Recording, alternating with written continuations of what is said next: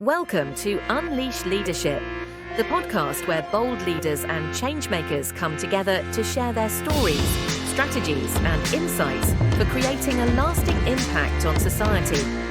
Karla Blanco is your host. For over 28 years, she has been navigating the complexities of the corporate and government worlds, a journey that's taught her that authentic leadership isn't just about climbing the ladder. It's about lifting others as you rise. Along the way, she uncovered the unwritten rules that drive success, the ones no one tells you about, but that can define your career and legacy. On this podcast, she'll sit down with extraordinary guests from around the globe, leaders, visionaries, and innovators who are leaving their mark on the world. Together, they'll explore their journeys, uncover their tips and tricks, and dive into the challenges they've overcome to inspire you to excel in whatever you're facing. Whether you're climbing the corporate ranks, building your personal brand, or leading change in your community, this podcast is your space to grow, learn, and unleash the leader within. So grab a notebook, get ready to take action, and join us on this journey to unleash our leadership potential. Before we dive in, make sure to follow Karla on Instagram, LinkedIn, at Karla Blanco Coach, Karla with a K, and YouTube at Karla Blanco Show to stay connected and get even more leadership tips and updates. Our guest today, Eric Rodriguez, an authentic, visionary, and empathetic leader. With a career spanning engineering, human resources, and strategic leadership, Eric is dedicated to integrating technology to enhance human experiences. His work with organizations like Aguila Youth, CHIP, Prospanica, and Inroads, along with accolades such as Arizona's 40 Under 40 and Young Hispanic Corporate Achiever, highlights his far-reaching impact. As a speaker and consultant, Eric blends technical expertise with empathetic leadership, guiding organizations to embrace technology while maintaining a focus on human values, preparing for a future where technology elevates the human potential. Welcome, Eric. It's a pleasure to have you here and have a discussion about leveraging technology to enhance human experiences. Welcome, and please let us know about how and why you connected with that. Why? Yes. Tell us a little bit about your story Yeah. and how this story, magnificent story, led you to that. Well, Carla, thank you so much for having me here in your beautiful studio. I'm so excited to have this conversation with you. What started me on this journey actually started off with a seventh grade kid in Ecuador. I was at that time I was living in Ecuador, where my parents are from, and it so happens that my school opened up its very first computer lab when I was in the seventh grade. And when it opened up its very first computer lab, it also had the internet for the very first time. And so when I had a chance to walk into a computer lab, interact with that technology, I started to kind of just not only feel a little bit different, but understand that these barriers that we've had around, in the world, and mostly in the 20th century, 19th century, we're going to go down. And I was like, wow, one day I want to go and do that and be part of that change that's going to connect the rest of the world. And I started feeling more like a global citizen versus un americano, un ecuatoriano. It was more like, no, I belong to this place that we all have a role to play. And that inspired me to one day become an engineer. I worked in the oil and gas sector for some time, also in the tech sector. And then now recently, I started off my own business as not only a speaker, but an advisor, a workshop facilitator, where I talk about that intersection of technology and humanity.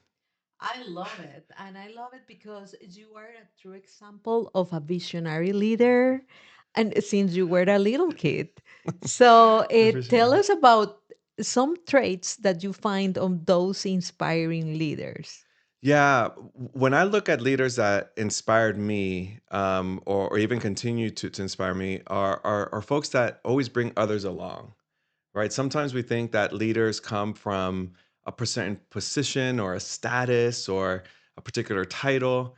And I think, again, I was very fortunate at a very early age. Leaders are folks that people aspire to go and follow. And so I look at different role models from that perspective too. I also think it's very important for leaders to be much better listeners than sometimes talkers. I think in this space that we're consumed with so much information and data, sometimes we kind of just need that space to pause and to listen.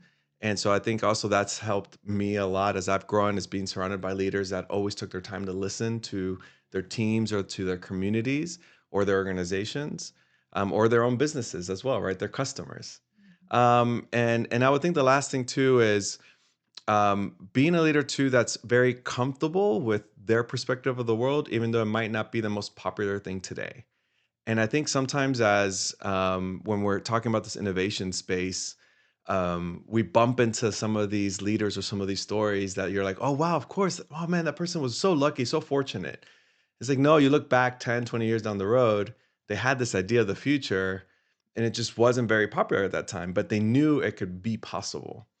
And they just stuck with it. They stuck with it. They kept educating themselves on it, kept educating others on it, and then eventually it came into fruition. So I think that's the third piece. I think it would be, to be a leader in this 21st century, also be very authentic with what you believe in, share it with the rest of the world, even though it might not be the most popular thing. But you For have a vision as a You leader. have a vision of a leader, right? Of I how you love. want the world to be, and share that with others, right? Because you could really build a good community around that. Listening your team, listening others, being inclusive, Yes. engaging. And I've known Eric for many years already, and I know you are a very empathetic leader. So tell me how that plays in Mhm. your current role as a CEO of your business. Yeah. Congratulations Thank on you. that, Eric, because that is an amazing Yeah. journey that I know you have been enjoying a lot. Yes. You are tapping in your strengths and your authenticity. So share with us how you use that strength on you. Yeah, I think that sense of empathy started off with someone, again, probably also in Ecuador, realizing that I already won the lottery 1,000 times over by the age of 11 or 12. You could call it winning the lottery, call it siendo bendecido, blessings. Just knowing that I was very fortunate at a very early age to have these very unique experiences.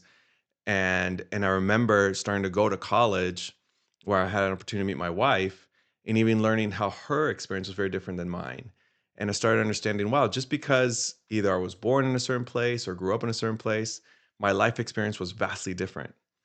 And so what that helped me understand is that I need to better understand others if I want to be of service to others, right? I can't just assume that everyone has a similar lived experience that I have. And I think that that impacted me when I was in Ecuador.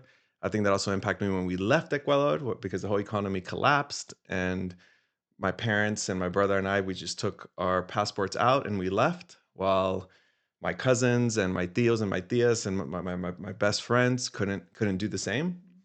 I started realizing, like, wow, if I have these privileges that I can today, either in education or understanding the world from a unique perspective or using technology, how do I bring that to others as well, right? That either don't have those same opportunities, or because this world is becoming more connected, we could bring those opportunities to life. And so I think it was those lived experiences early on, and just recognizing, my worldview is very different than everyone else's. Everyone has a very unique worldview, and the better I understand their worldview, the better I could be of service to other people. Thank you so much. We are so lucky to be around you because definitely you bring a different perspective and you embrace everyone around you Thank and you. really you are living your mission by walking that talk. And I truly appreciate that. Gracias. Please share with us about your mission in life, which I find fascinating. Yeah, my mission in life is that I truly do believe that technology is here to be an extension of the human condition. And I think as the world becomes more digitized, it gives us an opportunity to be more human. And I think as this world continues to change in this 21st century at an exponential pace, I think it gives us exponential opportunities to grow, to learn, to serve, to connect with one another.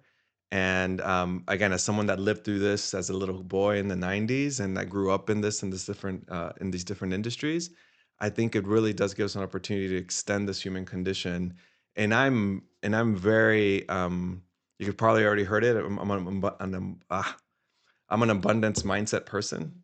And so, but I think a lot of that to technology. But don't get me wrong. I think the key to that is that it gives us an opportunity. Keyword is opportunity, right? And that requires work. It requires insight. Requires knowledge. It requires connection and community.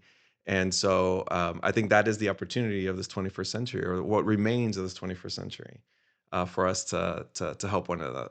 One another. I love it. Definitely, we are stronger together.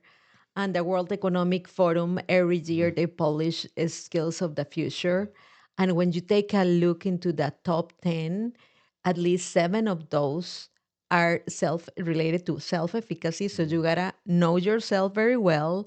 And the others are related on how you engage and collaborate with Mhm. others, which makes total sense. When you see about the next 5 years, you have AI becoming one of the top three, but the others are the ones that really will help us. So we partner with AI to have more time and be more efficient, but that human connection, eye to eye, heart to heart, human to human, is essential to create those experiences that you are so focused. Yeah, I think the conversations I try to have with audiences is that the human experience is now the premium experience, right? Like our ability to come together and connect and spend time with each other, get to know each other, that is now a premium. Again, as a boy growing up, just connecting with the internet, I thought it was a premium experience at that time. I was like, oh wow, I'm able to connect and learn something from a conversation I'm having on a chat room, right? We thought that was premium. Now just imagine what we could do today. One of the conversations I try to have too, one of the examples I've shared is when the ATMs were coming out, right? These automated teller machines. And these machines were coming out at a time where the financial sector and the banking sector was changing. And certain banks or certain branches said, no, no, no, we can't bring this in because we have 20 employees. If you bring this in, we're going to have to lay off 15 of them. We can't do this. And so certain banks didn't embrace that technology, right? They said, no, we're going to keep doing the exact same thing and keep serving our clients and our community, which is fine.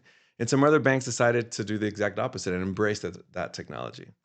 And so what those banks realized was that absolutely they did have to let go of those 15 employees that were serving there, and they kept a very smaller crew. But what they realized was that the amount of money that it took for them to operate the branch now was significantly lower now because they had this technology.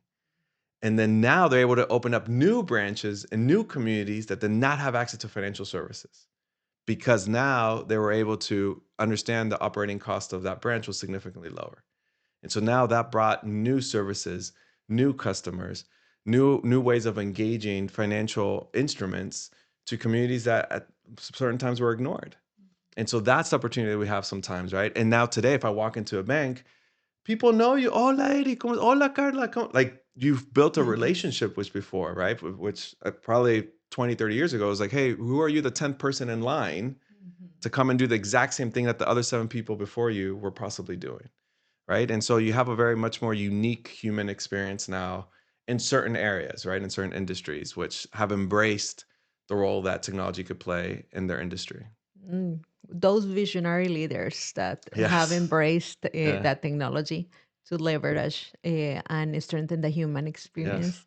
I would like to move us Yeah. into challenges. Mm. We all face challenges. So, are there any challenges that you faced that you would like to share with the audience? We have some aspiring leaders and some leaders Mhm. that can definitely leverage your experience. Can you share about a critical challenge and how Sure. you overcame? Yeah, Carla. I think one of the first things I think when I started off this business, again, I was very comfortable speaking on stages, speaking with folks or in different conference settings, small groups, big groups, or what have you. But one of the biggest challenges I had early on was like, what did I want to talk about, if you know what I mean, right? And at first when I started, it was like, well, Eric, can you come and speak at this, or what do you speak on? I was like, I could talk about anything. Like, what do you want to talk about? You want to talk about current events, past events, whatever, what have you? And that's not necessarily what sticks, right? What people want to know is who are you? Like, why do you care about this? And that took me some time. It took me a few months to kind of just step back and be like, okay, I've had all these lived experiences. What is my unique perspective that I want to share with the world? And I think if you're listening to this conversation that we're having today with Carla and this podcast, is like my encouragement to folks is be like, what is your unique perspective? We all have unique lived experiences. We might have either the same degrees, or we went to the same schools, or we graduated together. But trust me, we all have different experiences, right? And so lean into that. Lean into why your worldview is slightly a little bit different from someone else's, and be open to learn from the other person, but also be open to share your perspective, because that's how I think we're going to make the world much more inclusive, but much more thoughtful as well. Well, clearly you are an extrovert and I am an introvert. So I will share about that a Yeah. little story. See. When I started my career, Eric, it was so hard for me to share my thoughts, and because I was probably looking for perfection. So I was preventing my growth because I was not sharing who I am, what I think, etc., Mm. until a mentor shared with me about, well, you are being paid to share your thoughts. So That's a that is great a great example. call. I really appreciate you sharing that. And I will share with our audience about 5 questions Yeah. I used to define the purpose, because once I had the clarity of what is my purpose, those ideas and those sharings became easier. So you first ask yourself, who am I? What are my unique talents? And the third question is who I can help with these talents. The fourth is what is the problem this person has?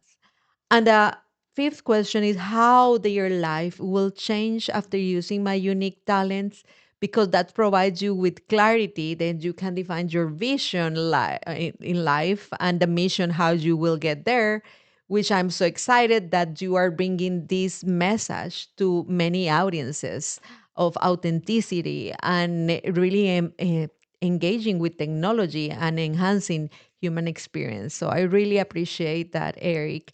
But let's move into the different roles. We Yeah. have a board of advisors or a board of directors in our lives, Mm. and there are different roles. There are mentors, sponsors, coaches, a circle of trust, you name it. So, can you share about, or even inspiring leaders? Yeah. Can you share about an experience that really helped you advance? Yeah, I would say one of the early experiences when I was building this out was a good friend of ours, Sandra Lopez. I was having a conversation with her, and she asked me, the first thing she asked was, "Hey, how are you doing? How are you feeling?" And I told her, I said, Sandra, I'm feeling great, but I'm also overwhelmed. I'm overwhelmed because so many people have been very encouraging and just asking, "Hey, how can we help you, Eric? How can we help you as you're building this business?" And it was overwhelming. And she told me, she's like, "Well, you do understand why that's happening?" And I was like, "No, no, really, help me understand it." And she said, "Because your entire career, you had always helped and never asked for help.